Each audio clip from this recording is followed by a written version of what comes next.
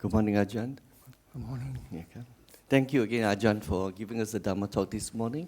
Just a quick, short announcement. Because of the tragedy of the bushfire, the BSV is taking a part in helping the tragic incidents. Our youthful and hardworking teens group is organizing a Sri Lankan Hoppers Night on the 1st of February, which is a Saturday. And it will be held in our car park and using our kitchen here. So I believe those who are members will receive the weekly email stating about the event. It will start from, I believe, is it 6 p.m., something like that, to about 9 p.m. So all net proceeds from that events will go towards bushfire appeal there. So if you need any further information, it's available on our website as well as on the notice board and weekly email. What else? There'll be a Pali discussions on the 18th, Saturday. So it's on the notice board there. Yes, that was yesterday. Sorry? Was that yesterday? It is yesterday, was sorry. yesterday. Just thinking. I think My apology. You missed it. You missed it. I missed it. No, they missed it. Anyway, sorry. No, just a lot of things to get through. Our Newbury building project is for the monk house and the monk kutis and the sangha house. We are expecting to finish in March. We still have some small amount of fund, roughly about 54,000 to collect to finish the internal fittings of the kutis and the sangha house as well as the earthwork. If you can help, they'd be greatly appreciated. I was thinking of taking a 6-month rest before we do another development of the Newbury project. But we got tapped on the shoulder to get started on the Newbury Meditation Center, which is in the central zone of the Newbury property. If you have been to Newbury, you will know what I mean. One side of the Newbury property will accommodate the nuns and the bhikkhunis, and the other end of the property will accommodate the monks and the sangha house. So, which is the current project finishing in March, latest April. In between the monks area and the nuns area, we will have a central area that we will build a meditation center as well as cottages for lay retreatants. There will be commercial kitchens and a Dhamma hall and a Dana hall. So in future, once it's built, people who bring in Dana food will no need to go to the nuns area, but they will go to the central area, whereby they will prepare their meals and offer the meals. The nuns and the monks from both ends will come to this central zone to receive the meals. And this is also the area that we will conduct meditation retreats. So at this stage, we have a certain numbers of cottages or lay men and lay women rooms within the permits or the plan permits. So currently, we are just going ahead with the project. Again, it's going to be a 1 or 2 years project. So we're going to start with a fundraising campaign in March, starting with in conjunction with Ajahn Brahm visit to BSV in March. So we're going to have a fundraising dinners on the March 14th. Informations and bookings are available on the website as well as on the weekly email. So your support will help the BSV to build a meditation center to allow people who wish to practice meditation and Dhamma in the forested area. So it will be a very good cause as well and bring benefits to generations to come. I think the next thing is the Ajahn Brahm retreat, which I will pass to Chinta to make a short announcement on that.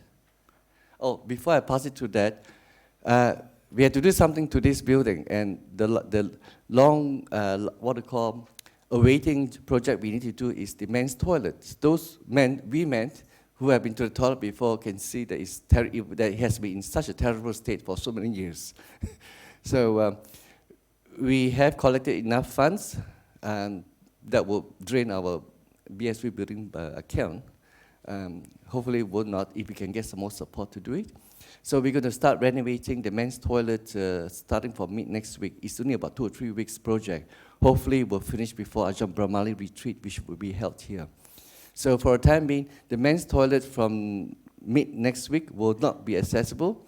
The existing 2 ladies' toilet, one of them will be dedicated to the ladies.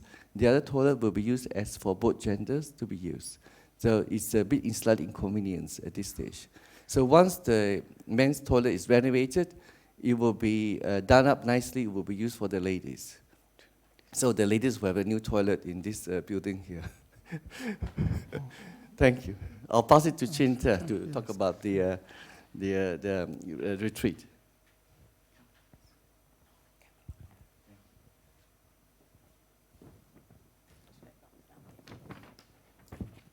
My name is Chinta, and I will be reading off.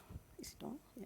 I'll be reading off a script so that we have consistency in what we say about the retreat. Okay, just the outline of it.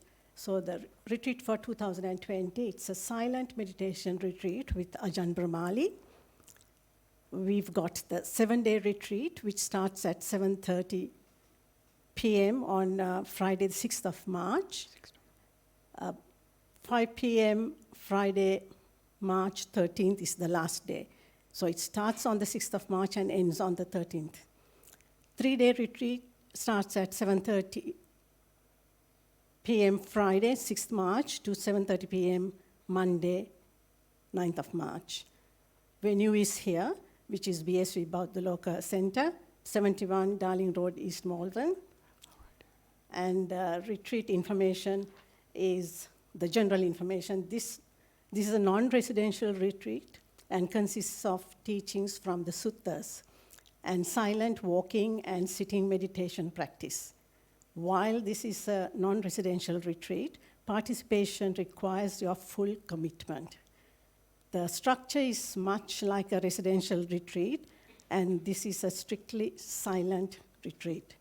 The teachings are sequential during the retreat, and so casual attendance is not possible. The retreat cost includes daily simple vegetarian lunches. Retreat attendance requires registration, and places are limited. BSV members are given priority. It is not possible to attend this retreat on a casual basis. Online bookings currently open for BSV members. We hope to open for non-members in 2 weeks' time, depending on space availability. Thank you. Yeah, just to add on to that, I apologize for any inconvenience for those who don't have a chance to register for this upcoming retreat. The reason that we have to make this bit restrictions is a bit inconvenience because we couldn't get a place, our usual meditation place in Coastal Forest Resort or any other places that we can conduct residential meditation retreat because of the Easter holiday. So we have no choice but to conduct this retreat here. This retreat has been planned for more than a year or 2 already, but just unfortunately we couldn't get any places within Victoria to hold a residential retreat. There are places which like 2 or 3 hours away, and they can be quite costly, and the distance can be quite far away. So in order to ensure that those retreatants who participate in this retreat get that concentrated practice of meditations, we have to restrict the attendance to only those who participate rather than allowing casual attendees, because it will distract or disrupt the meditative practice of the people who are dedicated to the retreat. So there's our apologies to those who are not able to register for this event. We know that people would like to listen to Ajahn Brahm. So what we have done is that we have requested Ajahn Brahm to hold a Sunday talk after the retreat. So the following Sunday will be like today, will be a general talk given by Brahm. So you can come in on that following Sunday, which will be the 15th of March, and then you can hear and talk and listen to Ajahn Brahm as well as ask Ajahn Brahm for any questions if you wish to. So we hope that this will minimize the needs of negativity, if there's any or sensitivity regarding this arrangement, which we apologize for any sort of any issues that you may feel there may be. Right? Thank you. Can I pass to... That's good. And just to make one more a couple of announcements, just to mention the day retreat this Saturday. There will be a day retreat this Saturday. All welcome, because there may be people who are watching this, or people here who don't get the mail out, which tells us all about that. So that's from 8:30 until 4:30, I think. Yeah, 8:30 till 4:30. So all welcome for a day retreat here. So that's good. And also on the Sunday, we're expecting, not sure, Venerable Chi Kwang Sunim, the nun, the Australian nun who trained in Korea. So good. That's it. Thanks. Venerable Sir, we do seek from you for individual observance the 5 precepts along with 3 gems. For the second time, Venerable Sir, we do seek from you for individual observance the 5 precepts along with 3 gems. For the third time, Venerable Sir, we do seek from you for individual observance the 5 precepts along with 3 gems. Sadhu. So as you gathered, it will be in English today. So this is always interesting for us. For me too, actually. So I will chant the homage 3 times, and then if you like to repeat that after, and then I will go through the refuges one by one, and if you repeat them, and the same with the precepts one by one, then you repeat them. Homage to him, the Blessed One, the Worthy One, the rightly awakened One. Homage to him, the Blessed One, the Worthy One, the rightly awakened One. Homage to him, the Blessed One, the Worthy One, the rightly awakened One.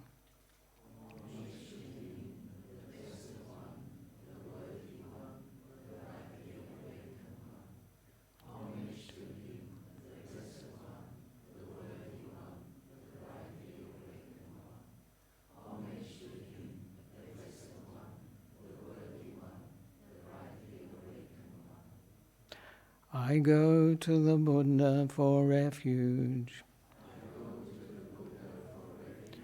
I go to the teachings for refuge. I go to the noble monastics for refuge. For the second time, I go to the fully awakened one for refuge.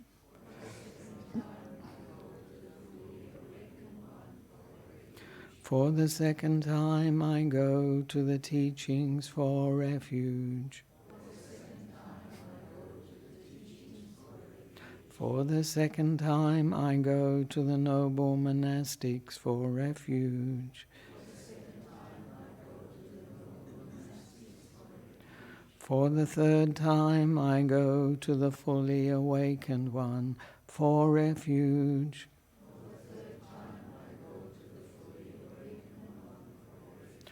For the third time, I go to the teachings for refuge. For the third time, I go to the noble monastics for refuge. This completes the going for refuge. Now you say, yes, the new options, Venerable Sir or Venerable Lady.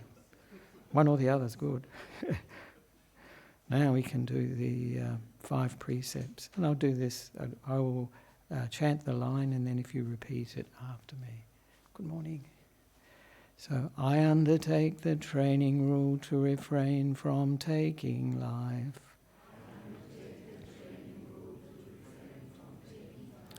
I undertake the training rule to refrain from stealing. I undertake the training rule to refrain from sexual misconduct.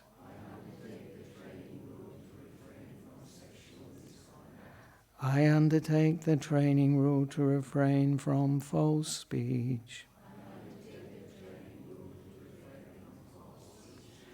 I undertake the training rule to refrain from intoxicating drinks and substances that reduce clarity of mind.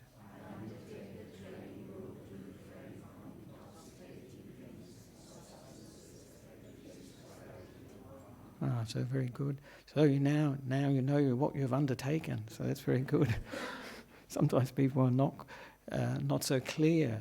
I mean, being surprised too that sometimes they even say in Sri Lanka some people don't really know what the training rules are, which is incredible. So now we can do the recollection of the Buddha in English, and we can do this together. Let's do it together. Such indeed is he, the Blessed One, is a worthy one, fully awakened by himself, consummate in knowledge and conduct, the Sublime One, knower of the worlds, incomparable master of those to be tamed, teachers of devas and humans, awakened and blessed. Well expounded is the Dhamma by the Blessed One, to be seen here and now, timeless, inviting one to come and see, leading inwards, to be understood individually by the wise. Well practiced is the Blessed One's community of noble disciples. Directly practiced is the Blessed One's community of noble disciples. Methodically practiced is the Blessed One's community of noble disciples. Properly practiced is the Blessed One's community of noble disciples. That is to say, the 4 pairs of humans, the 8 types of persons. This is the Blessed One's community of disciples, worthy of offerings, worthy of hospitality, worthy of a teacher's gift, worthy of reverential salutation, the unsurpassed field of merit for the world. And now we can chant the Buddha's words on loving kindness in English, so very nice. This is what should be done by one who is skilled in goodness and who knows the path of peace. Let them be able and upright, good and gentle in speech, humble and not conceited, contented and easily satisfied, unburdened with duties and frugal in their ways, peaceful and calm and wise and skillful, not proud or demanding in nature. Let them not do the slightest thing that the wise would later reprove, wishing in gladness and in safety.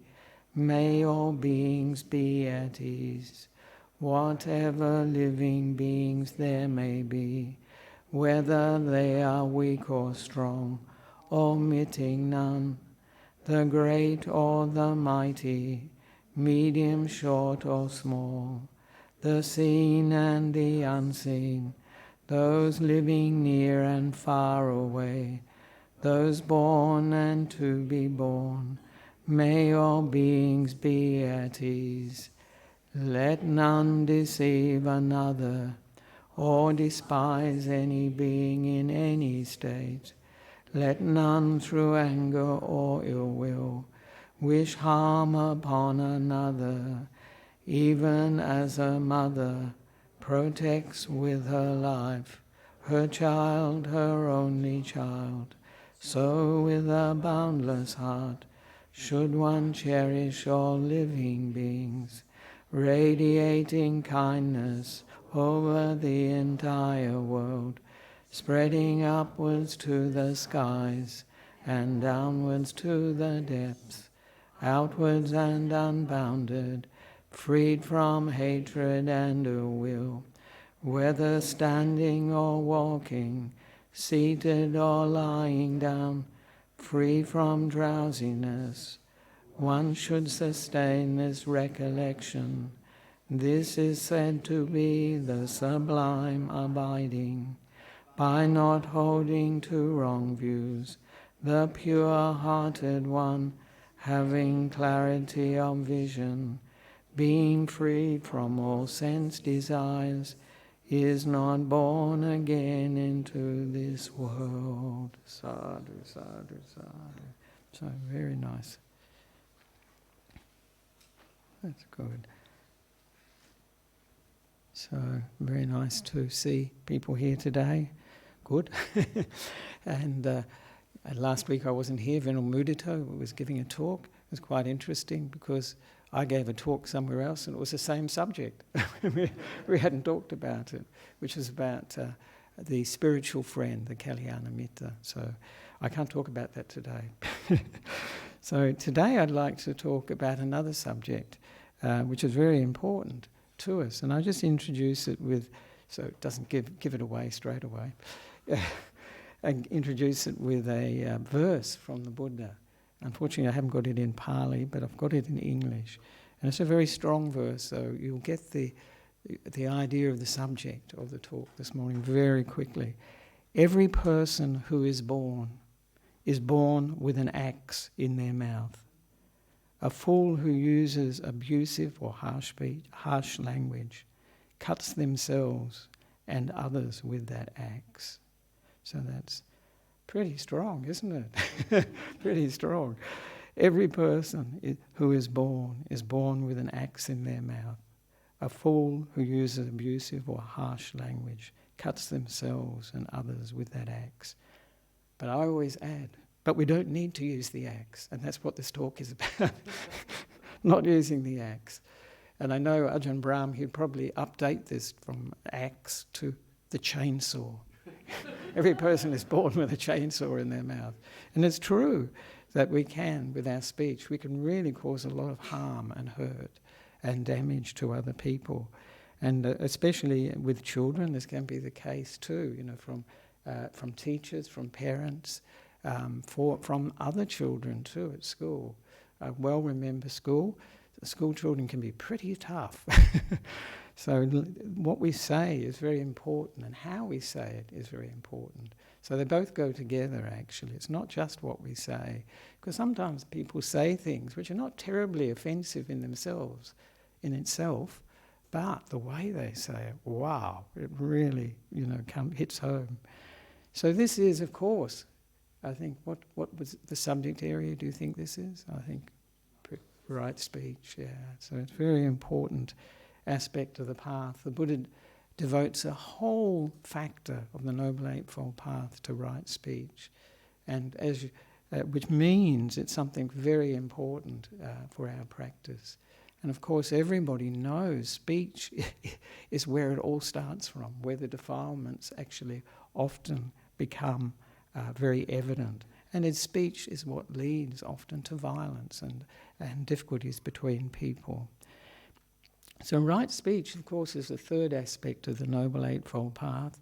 And it's good to remember that we need the whole of the Eightfold Path. They all work together in a way. They all work together and they build on each other.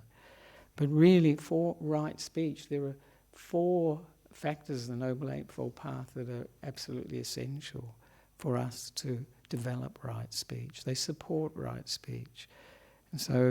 And I've spoken about the first 2, you may not remember, right view. I don't know what I called it, the talk, probably reality check is what I usually think of when I talk about right view.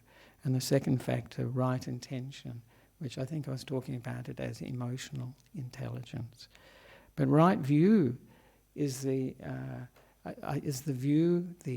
view of reality that an enlightened being has. And one of those aspects, and it covers, of course, the fact that giving is important. It has a great effect. Not only giving, but there's karma, rebirth. There are other worlds, other lives, and that there are enlightened beings that have experienced reality directly and can tell others about it. But the aspect that affects us here, of course, with speech, is the fact that there's karma. We make karma by what we say. We make karma by what we do, and we make karma by what we think. But speech is one of the biggies. It really is a big one, where we're making a lot of karma. And this is not only, of course, just by speaking. It's these days, it's all the written aspects of it too, you know, and maybe even videos, that sort of thing. So the internet has really enhanced the potential for wrong speech and right speech too. So that's very good.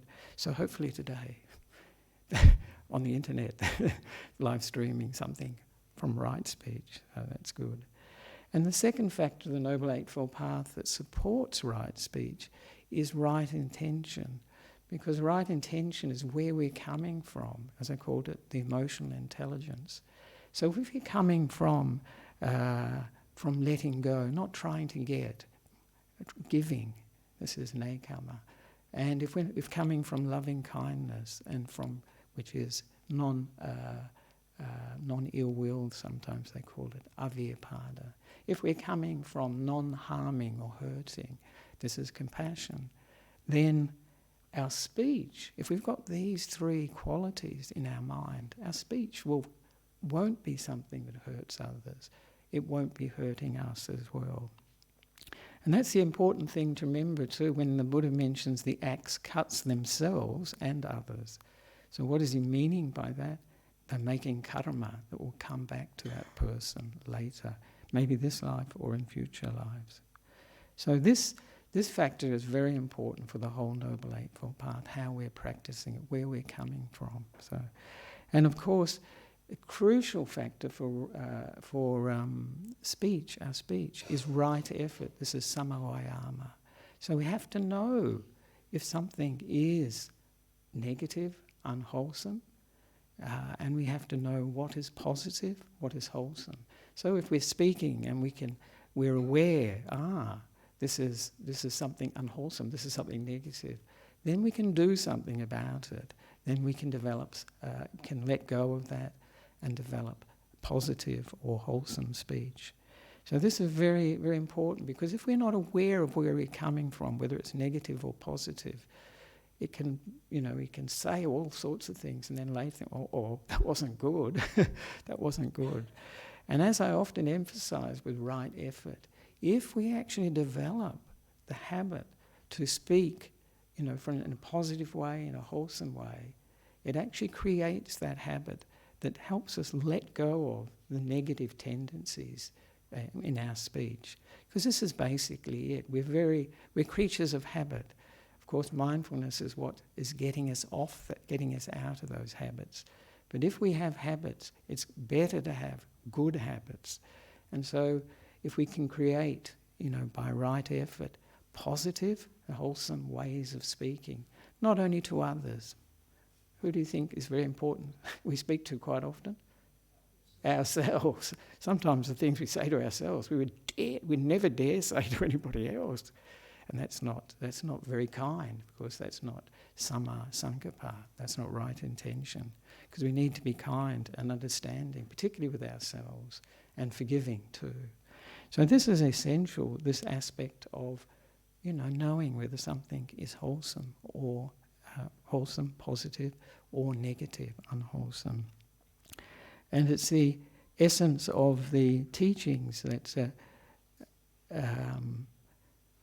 we take. Our practice is something for us on an individual basis. So this is a very, very important aspect of the teaching. If we cannot recognize something as positive or negative, it's really difficult to do anything about it. We won't do anything about it. And the other factor that I'd like to mention, of course, and I just mentioned it, is right mindfulness. If we are not present, if we're just coming from automatic, we can say anything, and we won't be very aware of it. Maybe later the mindfulness will kick in and we'll say, oh my God, what did I say? I didn't really mean that. And the interesting thing with speech is you can't rewind it. You can't take it back. Once it's made the impression, that's in there, actually. So with mindfulness, we know what we're saying, we know what we're doing, and hopefully know what we're thinking, you know. And so we can come off this autopilot, automatic, and then have choice about what we say. Choose to say positive things, or we can choose to say negative things. It is up to us. So those 4 factors we really need all the time when we speak. We really need all the time when we do any action, actually. We need to have a view, come from right view. We need to come from a good place. This is right intention, emotional intelligence. And we need to be able to distinguish the negative from the positive, the unwholesome from the wholesome. This is right effort. And we also need just to be aware of what we're doing, you know, because if we're not, we haven't got much choice. We haven't got much potential for developing right speech and letting go of wrong speech.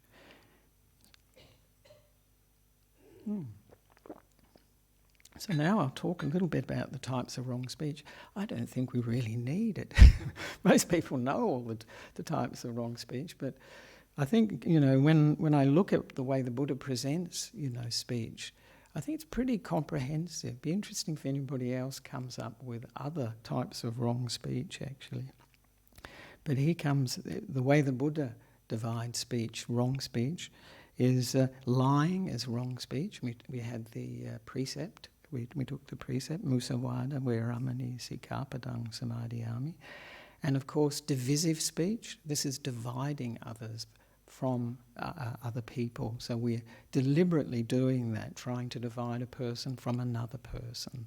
And this can, I think the most common manifestation of this is talking behind their backs, talking behind a person's back, you know, and then giving the other person a bad impression. But it's usually with this deliberate intention to divide them, you know, maybe to get the person who you're dividing from the other person, get them on board with yourself, you know, so that they're your friend. So that's the second type of wrong speech. And harsh speech is the third. This is harsh or abusive speech, when people insult others. And I go into it in a little bit more detail, but I think everybody knows this one. And it's quite interesting because on the plane, when I went to Townsville recently, the other day, and when we were landing, I was sitting next to 2 men, and every second word was a swear word, but they weren't aware of it. It's sort of like, and it was also a sort of way of bonding, strangely enough. That's what I thought, you know, sort of to say we're on the same page. And I thought, wow. If you said to them, oh, you know, this is harsh speech, you know, or rough speech, I don't think they would understand at all, because they're not mindful of it at all. It's become, you know, sort of a way of relating, telling other people, yeah, well, I'm on the same page. So very interesting, actually. And the fourth type of wrong speech is gossip, sometimes called idle chatter, but I prefer gossip because it gives much more of the sense of the danger in it, because gossip is something that can be very, very destructive. And of course, you know, in terms of practicing right speech, the first aspect is to refrain from wrong speech, not do that. And that is really good karma, the Buddha said, to intentionally not say the things that one would like to say out of anger, irritation, or whatever it is. Intentionally not to lie, not to use divisive speech, not to try and divide people. Intentionally not to use harsh speech, and intentionally not to gossip. But the other aspect of right speech, of course, is developing the positive side of those different types of speech. So, you know, lies, the opposite of lies? Truth, yeah, telling the truth. And the opposite of divisive speech? Inclusive or harmonious speech, unifying speech, that's good. And the opposite of a harsh or abusive speech? Kind, yes, gentle, kind, pleasant. And the opposite of gossip? I like that. That's good. usually we say meaningful speech, something that's related, it's got a bit of substance. And also, often gossip's about other people, isn't it, really? So about ourselves, actually something meaningful that connects with other people from our own experience. So now it's time, after a lot of talking, to tell a Nissarano story, which is about speech. Nissarano was a Sufi, holy person, and a very interesting teacher. Perhaps he was a real person, I think, in Turkey in the 1200s or something like that. And one day Nissarano had made an appointment with a philosopher, and I presume they were going to have an interesting discussion or debate, the philosopher and Nissarano. I don't know, I think the philosopher would have lost the debate, actually. And he came, he knocked on Nissarano's door. Nissarano didn't answer because he'd forgotten the appointment. And the philosopher was outraged. How dare he? Probably he was a well-known philosopher too.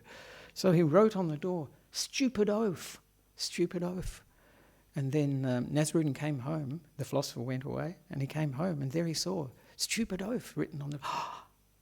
the philosopher's been. I forgot the appointment. So he rushed to his house, and he said, "Oh, I saw you'd come. You'd left your name on the door." So I don't know that the philosopher would have been he probably wasn't feeling better disposed to Nissarano after that. "You wrote your name on the door." So you left. Yes, good. It's very often too, when we say something negative, people will come back with a negative too. So I call this instant karma. I don't know what the philosopher said. Probably hit him, I think. So, yes. And we know that, lying, all these sorts of wrong speech, they cause enormous harm. But good, right speech can cause a lot of benefit. And it's the same with the written presentations that appear in videos, images, and also on the internet, which really speeds everything up, doesn't it? It really makes gossip go around the world in no time flat. So we know, in great detail what's going on with Harry and Meghan, Prince Harry. It just seems to be, so much. I don't know how many people are that interested, but still, seems to be. So, and there's, of course, very negative aspects of the internet. Hate mail, I think I remember once giving a presentation at a school, a Christian school, when it was a Buddhist, a Muslim woman and a Christian woman. And the Muslim woman was telling me how she got hate mail. Actually, I remember that. She'd get hate mail quite regularly. I thought, gee, that's sad. And also, we have that sort of hate mail on the social media too, Facebook and so on, where kids get bullied on the internet. And it's interesting that this actually, according to what I've seen, on YouTube, of course, that it leads to, it's a prominent cause for suicide among young people, this sort of bullying on the internet. So, refraining from false speech, that's the one level, developing the truth. But it's always interesting to look into lying, because there's many things that I can see, and these are just interesting questions for us to ask ourselves. And the response will inform our practice. Does lying cause harm? Does it cause problems? Or is it only when we get caught? Because many people think that, don't they? It's only when we get caught that it's a problem.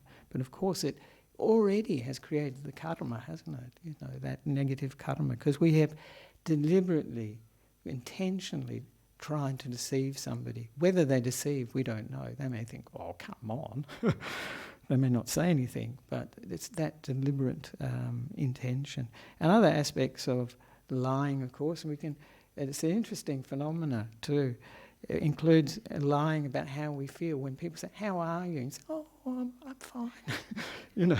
Sometimes the way people say, "Oh, I'm fine," it looks pretty obvious that they're not. They're having a bad day or whatever. So this may be, this keeping up appearances may also be an aspect of lying. I think that it's so common, we forget about it. And that reminds me of the I think it was one of the members' children here, actually, I think it was. Their mother or their father had said, if anybody calls, tell them I'm not at home. Of course, that was a lie. So what does the child do? When somebody rings, he says, is Mummy at home? No, they're not at home. They told me that they're not at home. So children are great, So very early on we're conditioning, children to lie. We get used to it, a level of lying that is interesting. And of course, the other aspect of it is we can lie to ourselves, because we don't like certain aspects of ourselves. So we don't, we sort of lie to ourselves where we're actually coming from. We're not being honest with ourselves. That's actually the worst in a way, because in terms of spiritual development, we need that honesty, that truthfulness in order to grow, because the whole path is a path of truth. So if we're lying to ourselves about ourselves, or any other type of lying, this is undermining that commitment to truth, to discovering the truth. And of course there is white lies, that we tell when it's difficult. Sometimes it's difficult for me too, actually. Sometimes when people ask you things and if you tell them exactly the truth, it will hurt their feelings. But this is what the Buddha did about dealing with not hurting people's feelings. This is his advice. Of course, we've got to remember it's coming from a Buddha, so it's pretty high standard. We may not measure up to this, but it's very good because it informs us, gives us some standards, for when we speak to people and we don't want to hurt their feelings. So the Buddha, he said that if something were untrue, incorrect, and not beneficial, he would not say it. So if it wasn't beneficial to the other person, so something that's untrue, incorrect, and not beneficial, he wouldn't say it. If it were true, correct, but still not beneficial, he wouldn't say it. But, then the third option, of course, if something were true, correct, and beneficial, he would say it at the right time. Whether the person liked what he said, or whether they didn't like what he said. Because he knew that even sometimes when we hear things pointed out, our faults, our imperfections, there are some imperfections, then we can learn and we can grow. And of course, if a Buddha points it out, someone like that, usually the person that he would say that to would be somebody that had respect, that would listen to his words and look into them. Because the Buddha says in the Dhammapada, a very interesting verse, it's great, he says, if a wise person points out our faults, we should think of it as like someone pointing out a treasure, nidana. Wow. But it's very good to keep in mind that he says wise person. Many other people that are not wise will point out our faults, so we shouldn't pay too much attention to them. But if somebody is wise, if there's somebody that we do respect, then we should look into it. So this is something, this is how the Buddha practiced. And later I'll mention some of the guidelines he gave for right speech. And of course the second type, the divisive speech, or sometimes they call it malicious speech, Pisunavacha in Pali. And this is a very common one that in politics it's very common. It's part of the game rules, I think. And their aim is to divide people from other people. And the interesting thing the Buddha points out is if it's true that still we have the intention to divide people, it is still creating this bad karma, negative karma, of wrong speech. Even more so if it's untrue, if it's a complete lie, then you've got two, haven't you? You've got lying and also you've got this divisive speech. So it's double bad karma. And the Buddha uses a nice phrase for this sort of speech. It's like verbal daggers. verbal daggers. Isn't that good? You've got the axe in the mouth, verbal daggers. It's sort of giving you an idea, isn't it? It sort of sounds very... Because if you keep these images, it's very interesting. The Buddha uses very extreme images that are hard to forget. That's the reason I think he uses them. Because if you think of an axe in the mouth, it stays with you. If you think of a dagger in the mouth, you think, wow, yes. And then, if we have that in mind, we think, oh, I'll be careful about using this axe. I'll be careful about using a dagger, this knife. So, another teaching the Buddha gave on how, we can relate to other people, or how different types of people relate to other people, is he gave a teaching about the speech of a sage and a fool. This is Sappurisa and the fool. And it's very informative, because when I read this list, I think, yes, sometimes I'm the sage, sometimes I'm the fool. And just see what you think of this list. So this is about divisive speech, how we speak about others. And also in this context too, in this teaching, he mentions oneself too, how one speaks about oneself to others. So he says that a fool talks about himself unasked. He'll talk about himself and his good qualities, or her good qualities, at length, in great detail, taking probably a long time.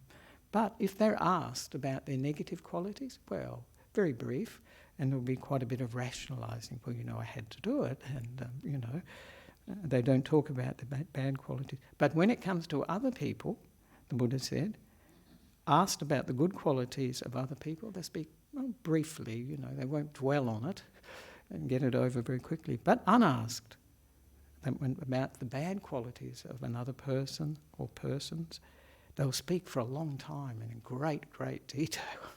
So this is the speech of a fool.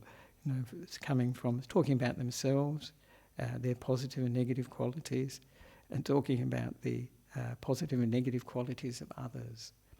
But a sage, now this is very interesting, when asked about their good qualities, will speak briefly, just give a little, idea of their good qualities. This is called humility, isn't it, really? You're not bragging or anything. But unasked about their bad qualities, they will speak at length and in detail. I don't know if that's entirely good, actually. Because, so they will not hide their shortcomings. They will not hide their shortcomings, which reminds us, doesn't it, of the stream enterer, their inability to hide their breaking of the 5 precepts. They won't try and cover it up. So this is how a sage talks about themselves. When it comes to talking about others, unasked, they'll speak about the good qualities of other people at great length and in detail, and maybe a few sadhus as well, I don't know.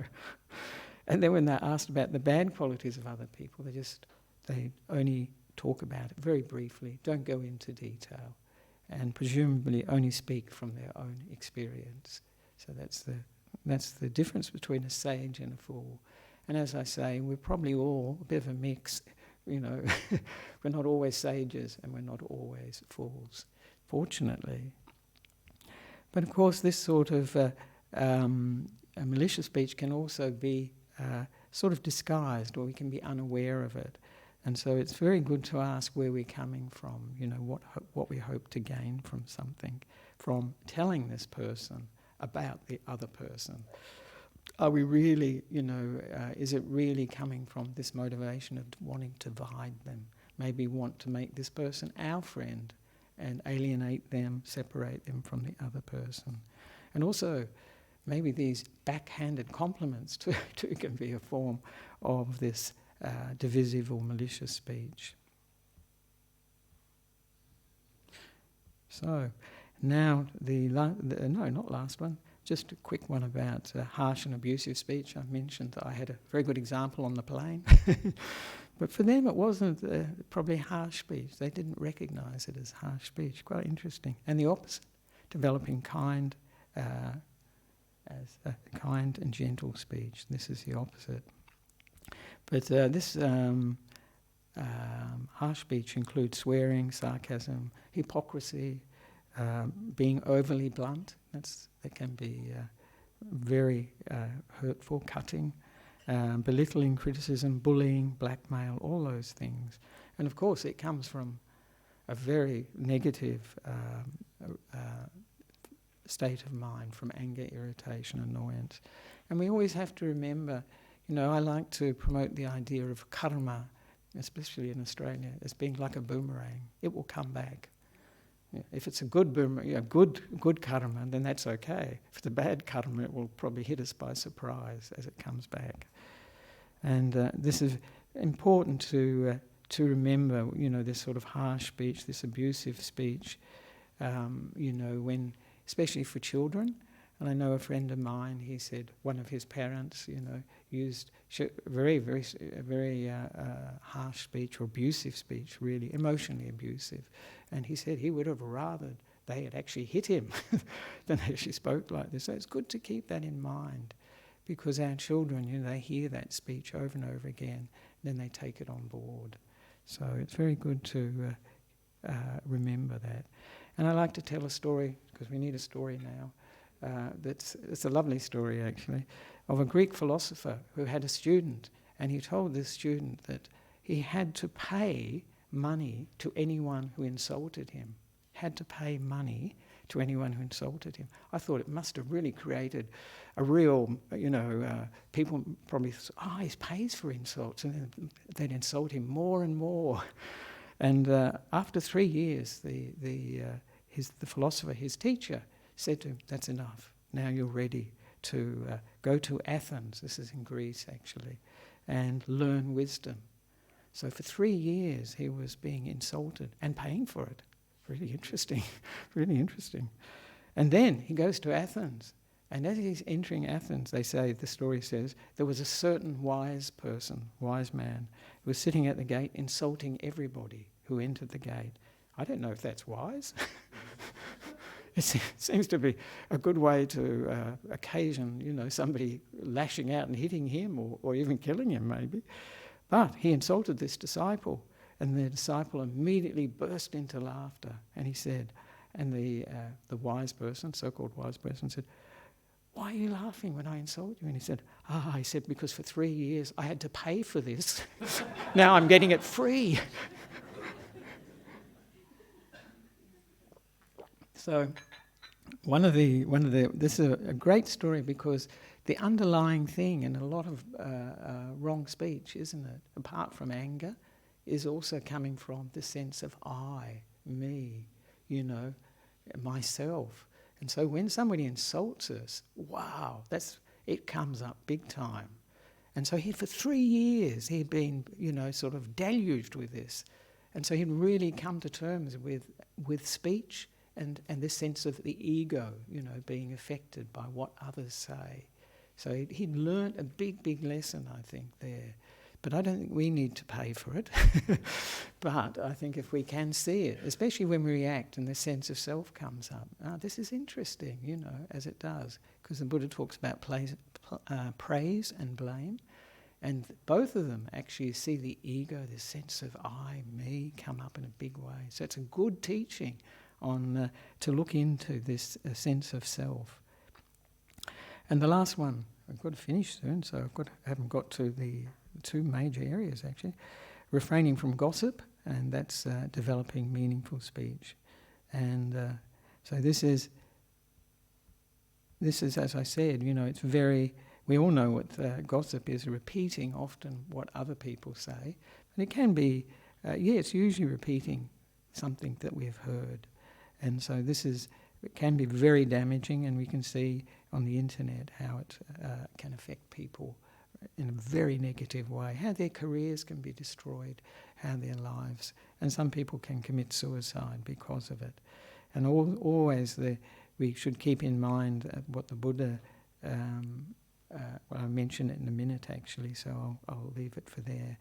Some of the standards of the Buddha, but the main one here is, of course, with gossip, is this useful? Is it beneficial to myself or to the other person to know this? Most gossip, it isn't. And the main reason for the gossip is just to with another person, and you just, sort of friendship often and so on.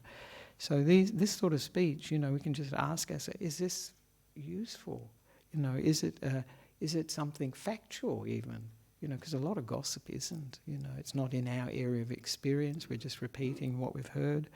And one of the things that the Buddha had high standards, and he said, is it connected with Dhamma and the discipline, the Dhamma and the rules of behaviour, especially for monks and nuns?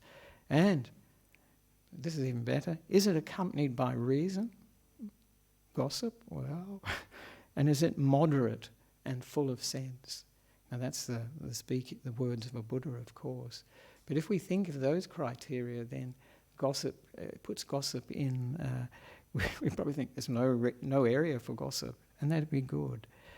Of course, if there was no gossip, I think many of the newspapers would close down. And the internet would be there'd be much less on the internet. So the principles for developing right speech, and this is what I call the tests for skillful speech or right speech. And this is really important from the Buddha. It's actually the basis for ethical behaviour, how we speak, how we act, and also how we think. And the Buddha he was giving this advice to his son, Rahula, Prince Rahula, or Venerable Rahula, sorry.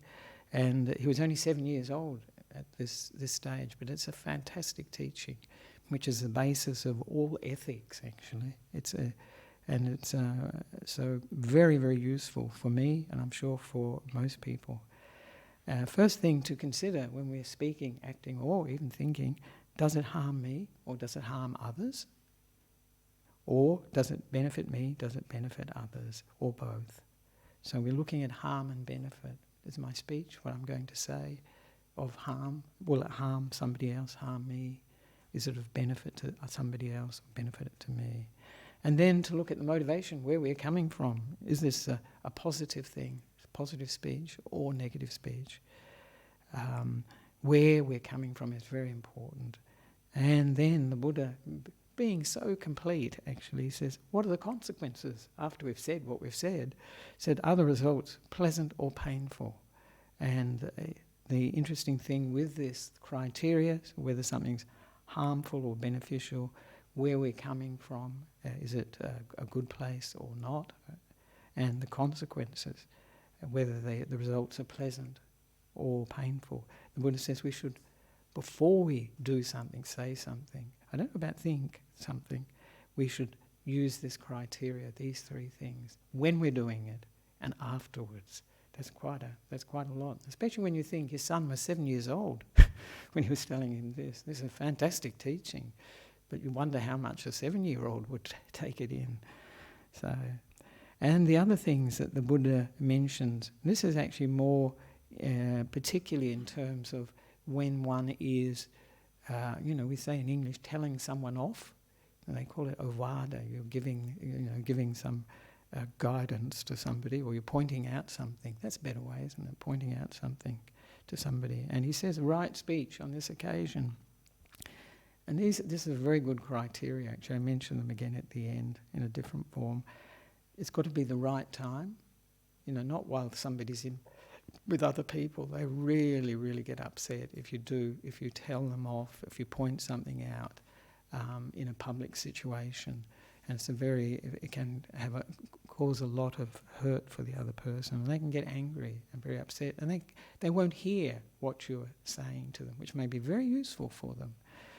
And the Buddha says we should talk about facts, what's true, what's actually, what we actually know to be the case. And we should consider, is this beneficial for the other person to hear? Like we mentioned before, the speech of a Buddha, he always reflected if something was beneficial for the other person.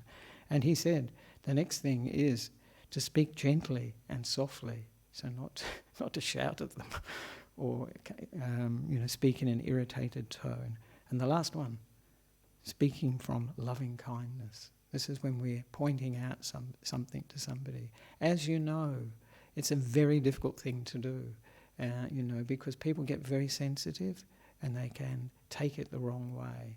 But if we have all these criteria, speaking at the right time, speaking what's factual, thinking of the benefit of the other person, and speaking in a soft, gentle way, and also from loving kindness, that's got a much better chance of succeeding if we're pointing out something we need to point out. One of the other criteria the Buddha mentions in another list of 5, actually, for a person who is about to point out something: do we do the same thing? If we're doing the same thing that we're pointing out for another person, that is hypocrisy.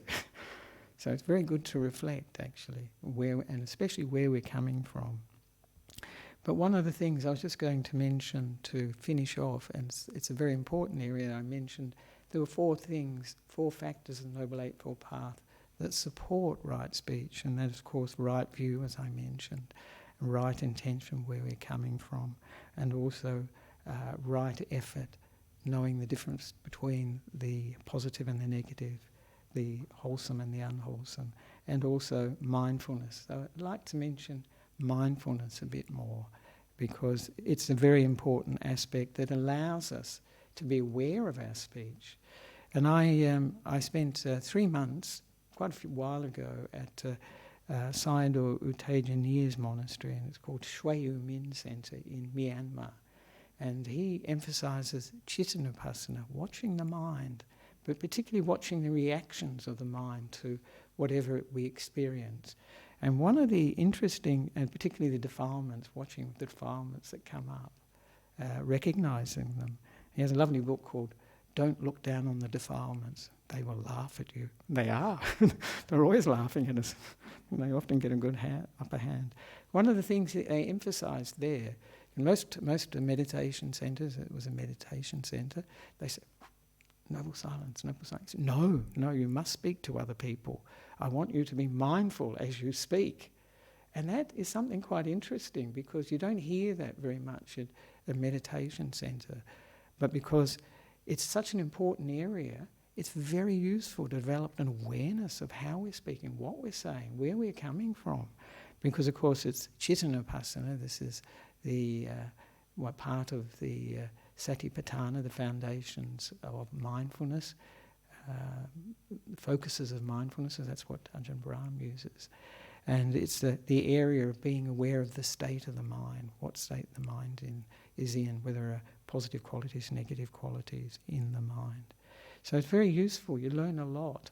So they encourage the meditators to speak to each other, but to bring this mindfulness to it. And so then we can learn a lot about our speech, we can learn a lot about where we're coming from. And it gives us, when we're aware of what we're doing, gives us the choice not to say things, not to, tell a lie or an exaggerate. What's the difference sometimes between exaggeration? What's the line? I think that's the word. The line between lying and exaggeration. That's an interesting one. Or not to say something negative, divisive, not to say something harsh, not to say something that's gossip. That's probably the hardest one, because it seems fairly innocent, actually. So when we actually are aware of our speech, it actually addresses a lot of the defilements of greed, hatred and delusion that are there, that come up in our speech, in our conversations with other people. Often wrong speech is coming from this, particularly from negativity, ill will, irritation, annoyance, all those sorts of things. But often it's coming from delusion too, from the sense of me, I, and all this. And so this is actually one of the driving forces for wrong speech, as is, delusion in the sense of misunderstanding what another person says. It's incredible. I think 9/10 of arguments probably are about misunderstandings, just we're using different words and we've misunderstood each other. So it's a very important aspect of it. And this training to see the defilements and then to say no to them is actually central to the Buddha's teaching, and to develop happiness from that, to be happy that we're able to say no to greed. I mentioned Chadstone. the Chadstone test, when you can you walk from one side of the Chadstone shopping centre, big shopping centre near here, to the other side without buying anything, and you still have your money and your credit card with you. If you pass that test, that's pretty amazing. Chadstone will be very disappointed. Very disappointed. They'll send someone here. He's bad for business. But so this ability to say no is actually something that leads to our happiness and to strength of mind. Sometimes people feel like, because in defilements they tell you, oh, you've got to get this. If you don't get this, oh, it's just the right colour, it's the right size. Oh, I should get it now. The defilements will always tell us to go for it, whether it be greed, whether it be hatred. They deserve it. They deserve it. I'm right. They're wrong.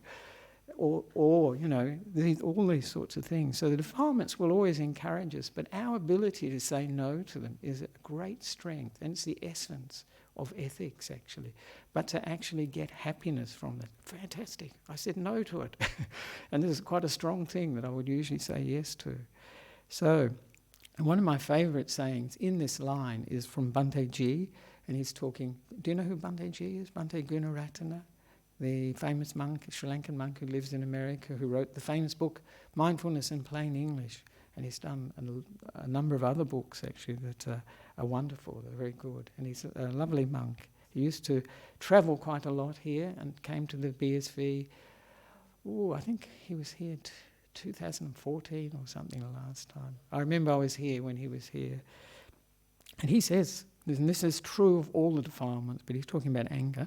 He says, simply refuse to let your anger tell you what to say. Because that's what it's doing, isn't it? It's telling us what to say. It's greed, it's telling us what to do. Get it?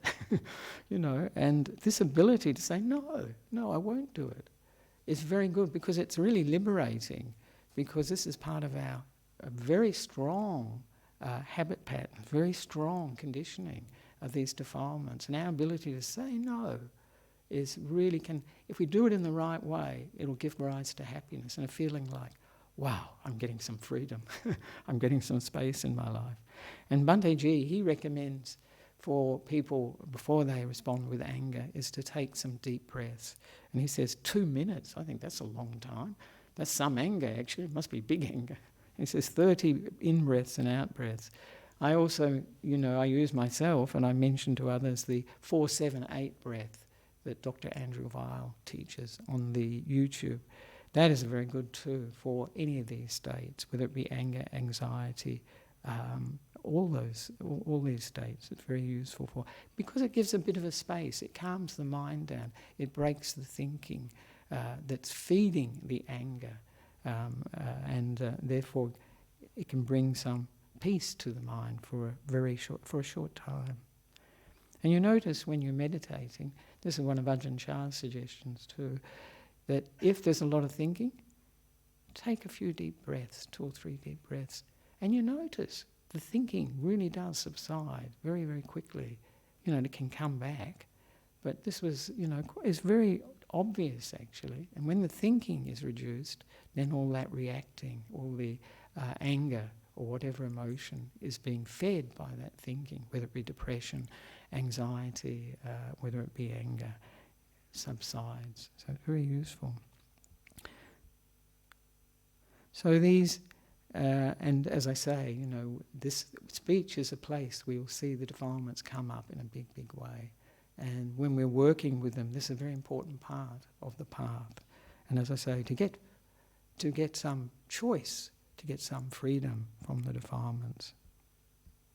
And we can make what helps actually with speech, particularly if we've got strong habits, negative habits, is to make a resolution or a determination. We won't say that or say it in that way.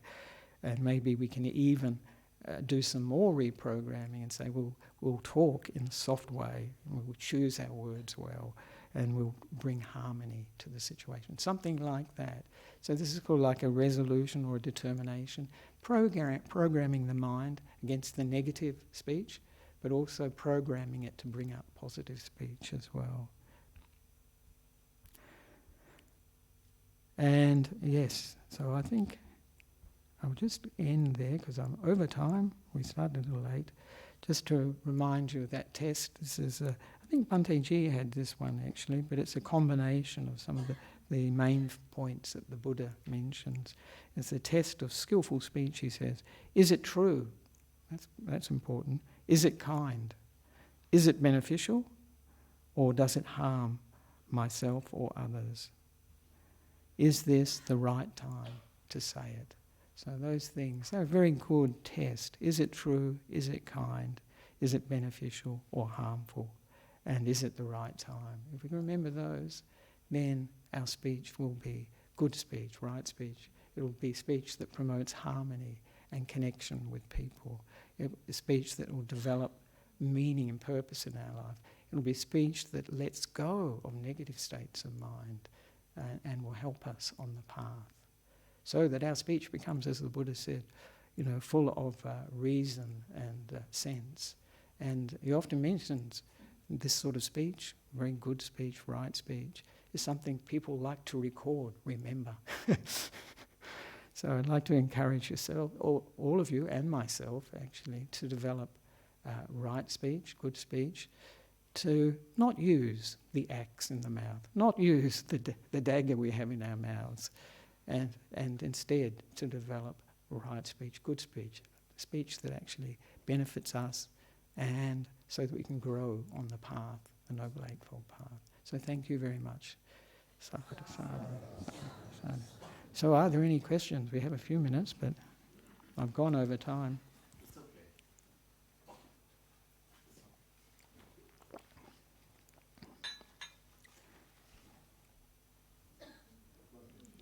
Yes, Dr. Jaya.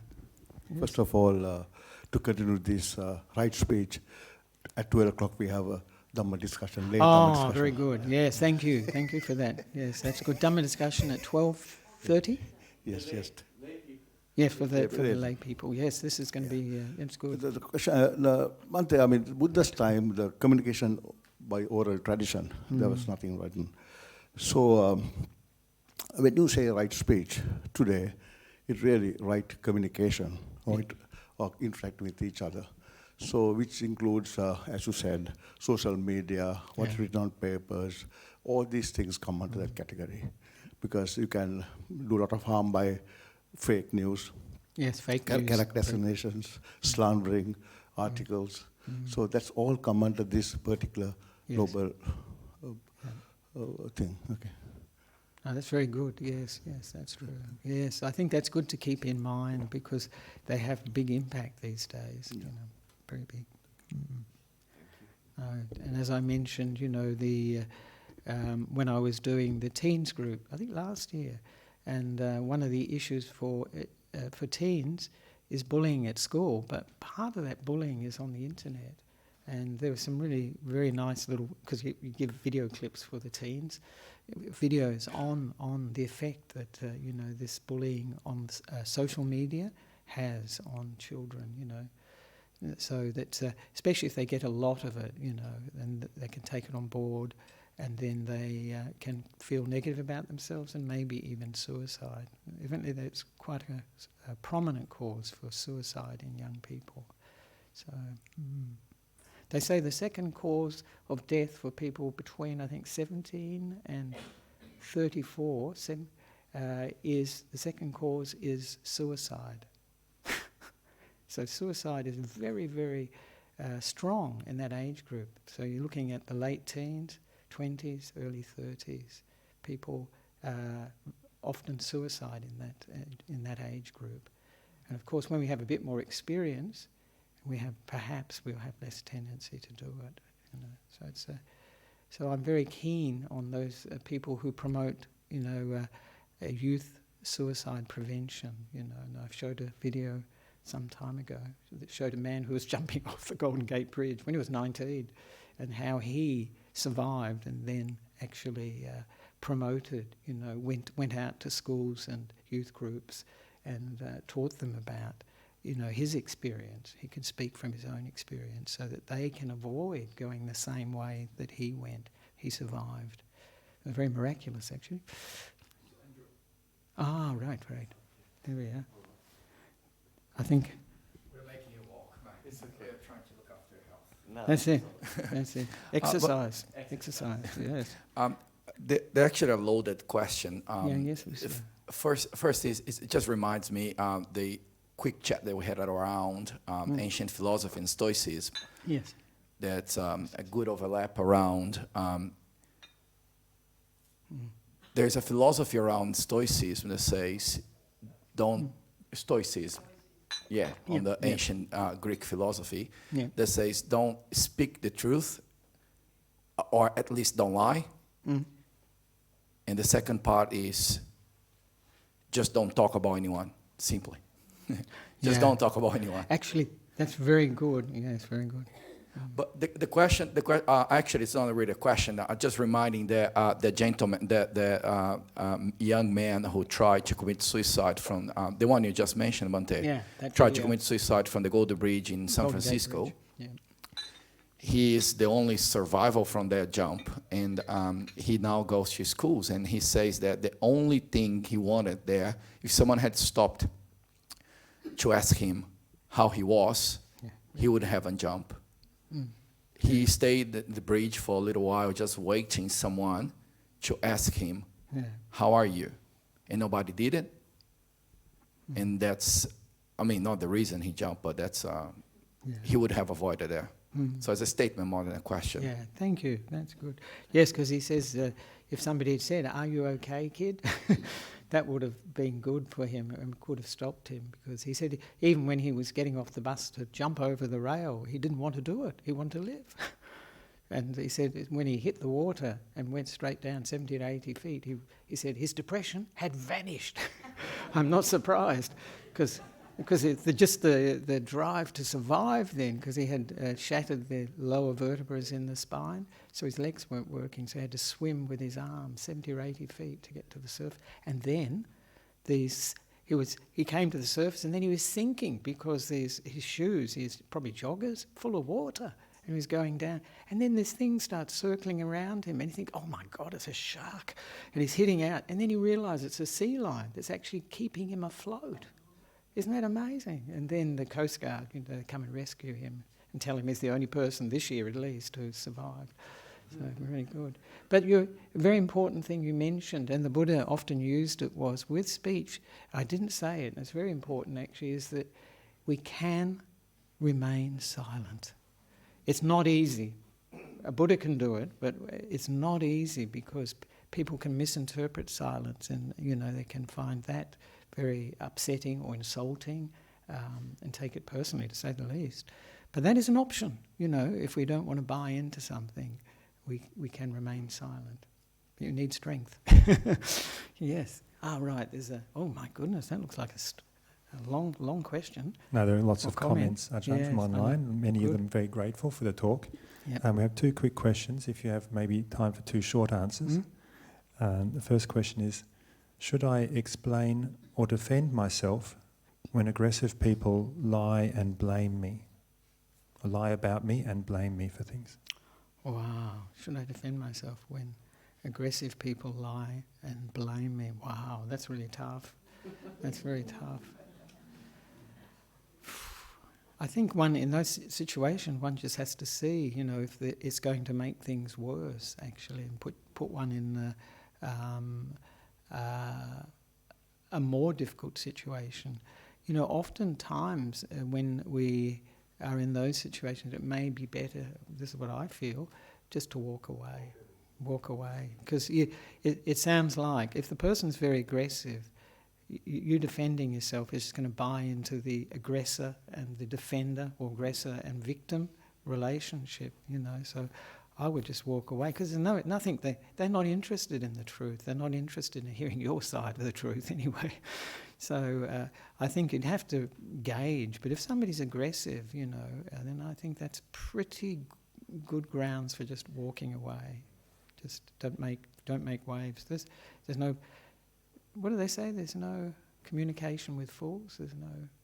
When somebody's really aggressive and angry, there's no point. You can't talk sense to them. So it'll probably only end up to your own disadvantage, I would say, but you'll have to see.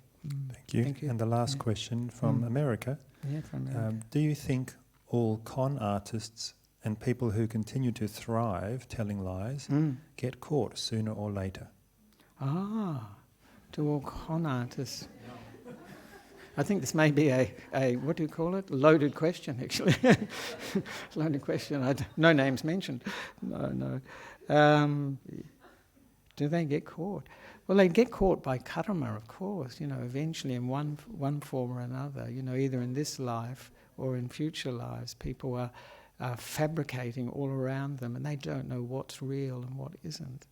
And also, then one of the big things for con people is how they have real relationships is an interesting thing. If they're really fabricating stories and lies and for their own advantage around themselves, how do they have a real relationship? That's what I would wonder.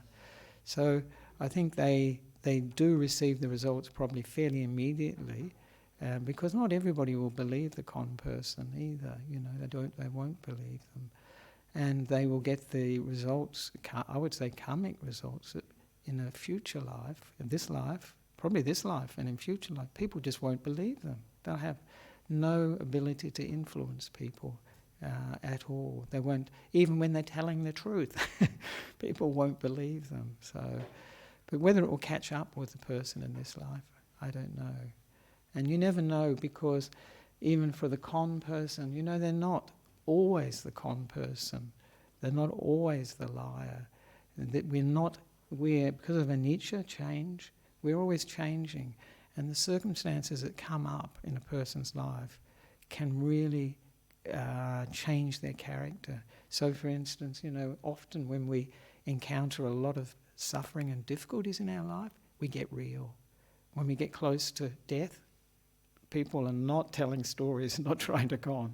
It's a real time, actually. People are very direct. That's why it's such a rich time, a rewarding time for people who are caring and the person who's dying too, because it's very meaningful.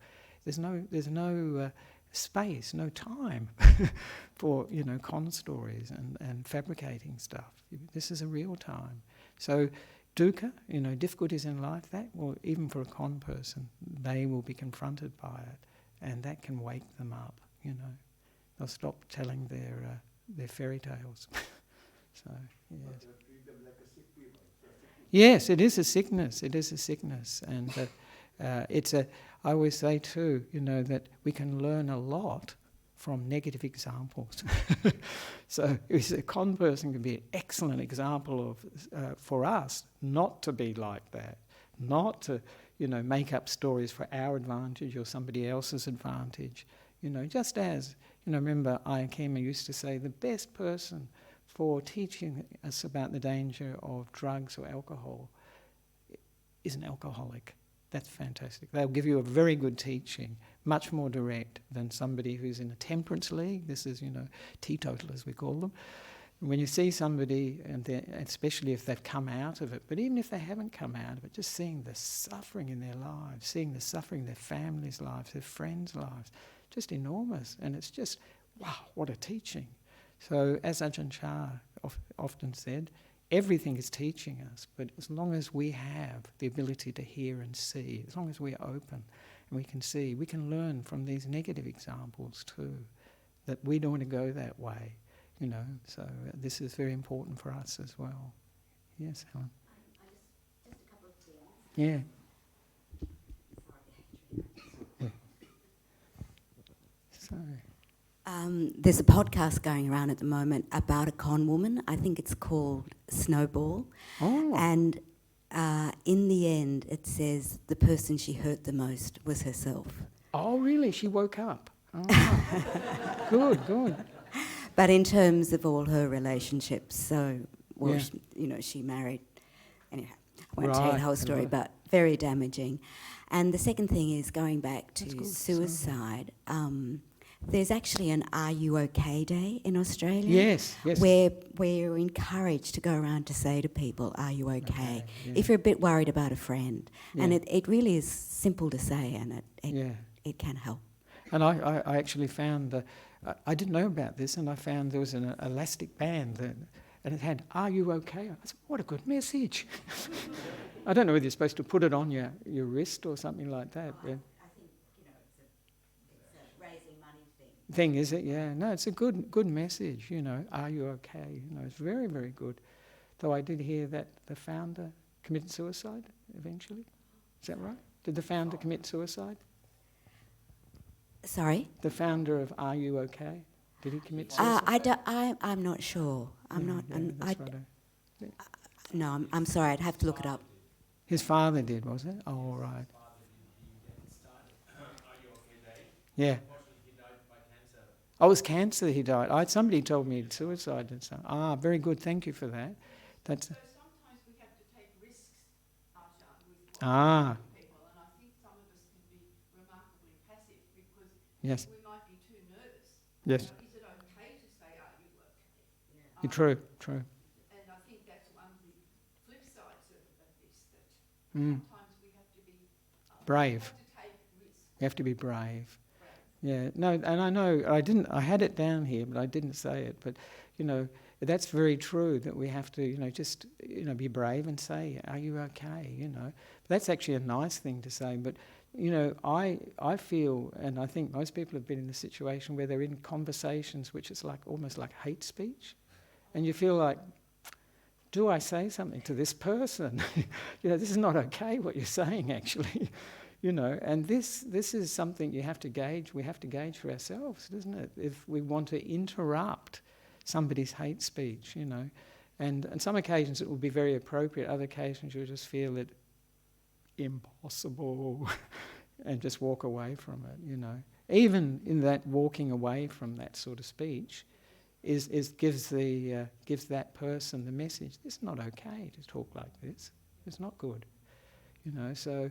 This is a very difficult situation where we confront others, but as I say, the Buddha's guidelines are very helpful for us. But if we feel that it's too much, then just to walk away is the best, actually, because that's sort of giving our comment without confronting the person.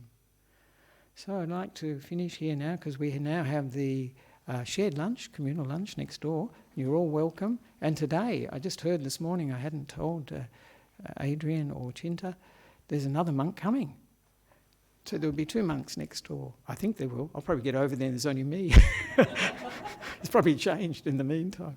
So you're welcome to come for the communal lunch, and this is a very good way to practice the sense of harmony and to promote harmonious speech and getting to know each other. That's good. So please come if you can come. Yeah. All right.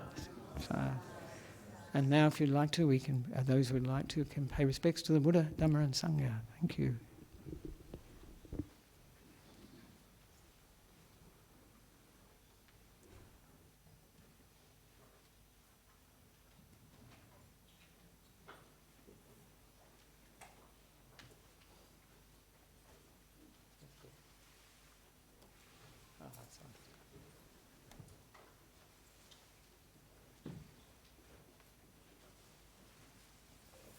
Just a quick announcement. Those who like to